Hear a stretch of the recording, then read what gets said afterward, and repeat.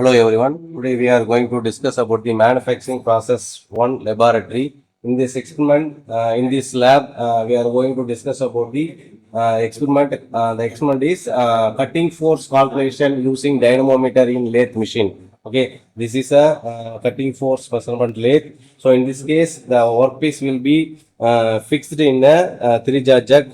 Here the cutting tool is fixed.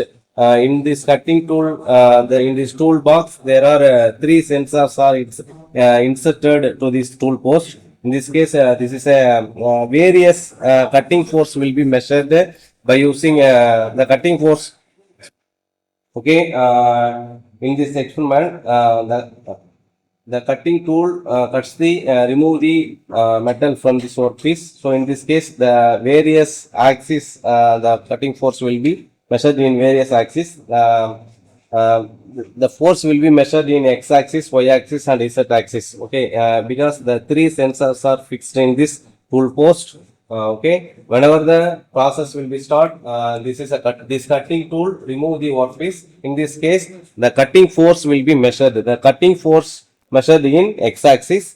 Next, the thrust force will be measured in y-axis. Next, the radial force will be measured in z-axis. Okay, these 3 measured axes are displayed in lathe tool dynamometer. This is a digital dynamometer. Wherever the cutting process is going, the x-axis, y-axis, z-axis forces will be measured and indicated to this lathe tool dynamometer. Okay, so now we start the experiment.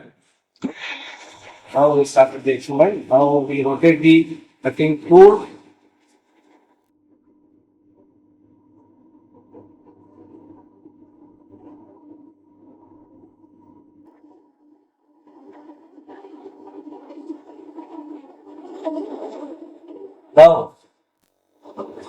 Now the cutting process is going. The cutting tool remove the workpiece.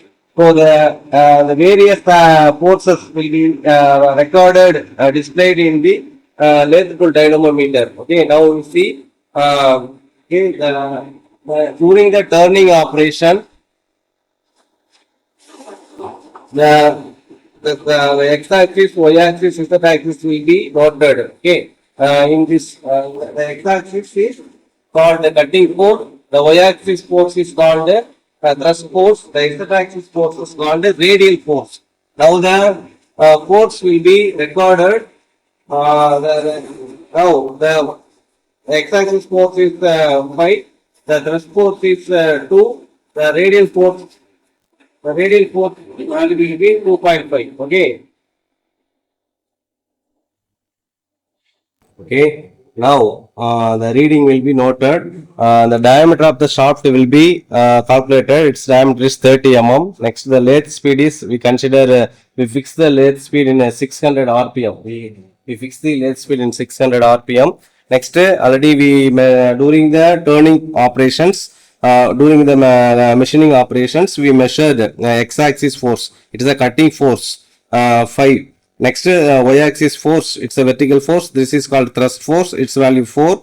The z-axis force is called radial force. That force is noted in 2.5. Okay. Now we have to find the resultant force. Okay. During this reading calculations, we have to find the resultant force. The resultant force formula R equal to square root of cutting force whole square plus the thrust force whole square plus radial force whole square. Okay. Now we substitute the cutting force, thrust force and radial force. These are the x-axis force, y-axis force, z-axis force. We submit the value to this formula. Finally, we will get the resultant force 6.87. Here the reading, its value is kgf. Okay, its value is, so final answer, the resultant forces of the given lathe tool dynamometer, given the calculations, finally we find the resultant force is finally the resultant force is 6.87. Okay, thank you.